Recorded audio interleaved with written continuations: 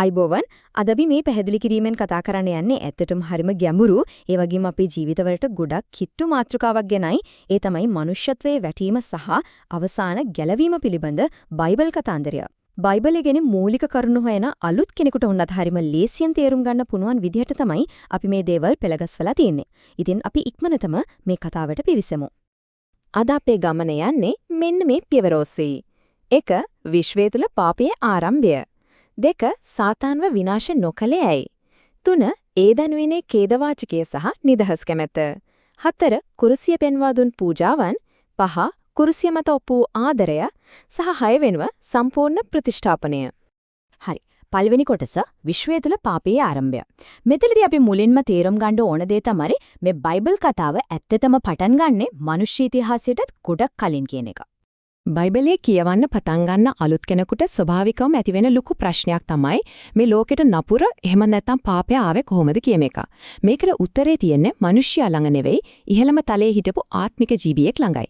ඔන්න බලන්න මේ ලුසිෆර් කියන චරිතය. ලුසිෆර් කියන්නේ ස්වර්ගයේ හිටපු ලස්සනම සහ බලවත්ම දේවදූතයා. ඒත් අවාසනාවකට එයාගේ හිතේ ලොකු ආඩම්බරකමක් ඇති වුණා. දෙවියන් වහන්සේගේ තන ගන්න එයාට ඕන වුණා. මේ නිසා අනිත් දේවදූතයන්ගේ තුනෙන් එකක්ම Tamanගේ පැත්තට නම්මගෙන ලොකු කැරැල්ලක් ගහපු මේ ලුසිෆර්ව පෘථිවියට හෙළනු ලැබුවා. අන්න ඔහු තමයි පසුව සාතන් බවට පත් වුනේ. දැන් අපි යමු අපි දෙවෙනි කොටසට. ඒ තමයි සාතන්ව විනාශ නොකලේ ඇයි?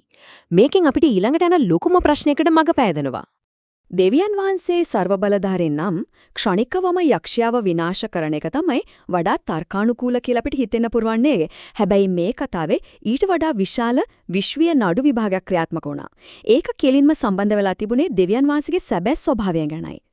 මේකයි ඇත්තම හේතුව. සාතන් මුළු ස්වර්ගයටම කිව්වේ දෙවියන් වහන්සේ ආදරණීය කෙනෙක් නෙවෙයි, උන්වහන්සේ ආඥාදායකයෙක් කියලා.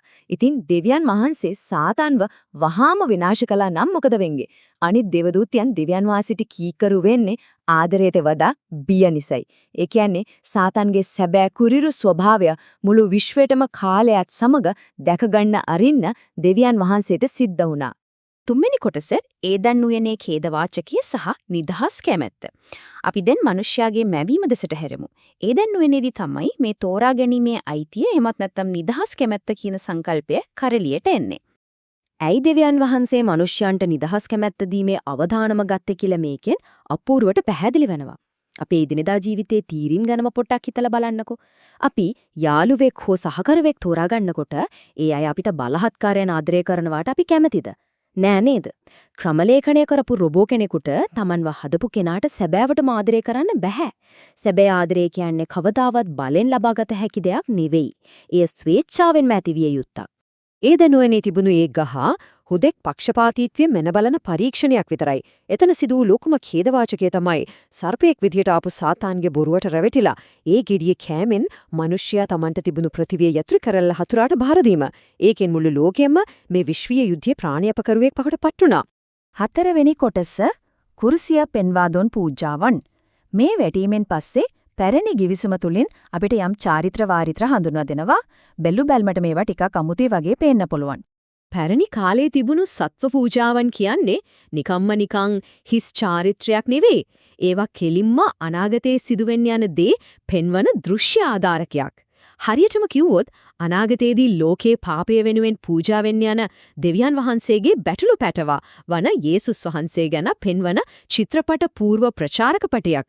එහෙමත් නැත්නම් මූවි ට්‍රේලර් එකක් වගේ තමයි ඒ සත්ව පූජා ක්‍රියාත්මක වුනේ.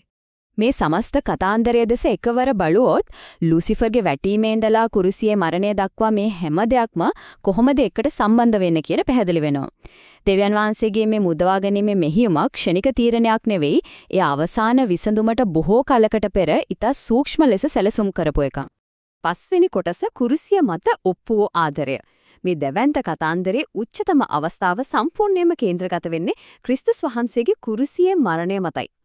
අලුතින් මේ ගැන ඉගෙන ගන්න කෙනෙකුට ස්වභාවිකවම හිතෙන්න පුරුවම් කුරුසියක් උඩ දුක් විඳලා මැරෙන එක කොහොමද නපුරට එරෙහිව ලබන දෙවන්ත ජයග්‍රහණයක් වෙන්නේ කියලා. පේන විදිහට මේක සාතාන්ගේ ජයග්‍රහණයක් වගේ නේද? හැබැයි ඇත්ත ඒක නෙවෙයි.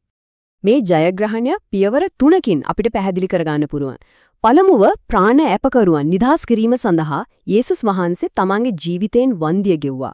දෙවනුව කිසිම පාපයක් නැති දෙවියන් වහන්සේගේ පුත්‍රයාව මරා දැමීම තුළින් සාතාන්ගේ සැබෑ ද්වේෂ සහගත සහ ක්‍රූර ස්වභාවය මුළු විශ්වයටම හෙළදර වුණා. සහ තුන්වනුව තමන්ගේ සතුරන්ට පවා සමාව දීමෙන් දෙවියන් වහන්සේගේ කිසිදා නොබින්දන පරිත්‍යාගශීලී ආදරය කුරුසිය මත අවිවාදිත ලෙස ඔප්පු කරනු ලැබුවා. 6 වෙනි කොටස සම්පූර්ණ ප්‍රතිෂ්ඨාපනය.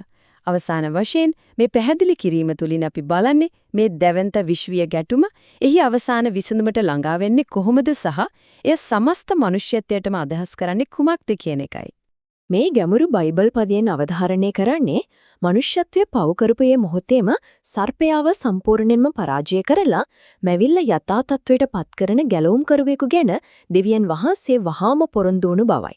දෙවියන් වහන්සේගේ අවසාන අරමුණ වුණේ විශ්වයෙන් සැකය සහ අවිශ්වාසය මුලිනු පුටා දැමීමයි. ඒ වගේම ඒදන් උයනේදී අපිට අහිමි වුණු ඒ සුන්දර නිදහස් කැමැත්ත යථා තත්වයට පත් කිරීමයි. කිසිම කෙනෙක්ව බලහත්කාරයෙන් තමන් වෙත ඇදගන්න දෙවියන් වහන්සේ උත්සාහ කරන්නේ.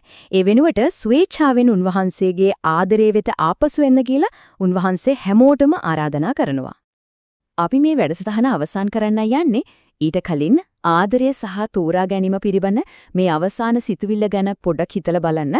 සැබෑ ආදරය කවදාවත් බලෙන් ලබා ගන්න බෑ කියන මේ ගැඹුරු සත්‍යය අපි ජීවිතයට එකතු කරගන්න පුළුවන් නම් එය මොනතරම් වෙනසක් කරයිද?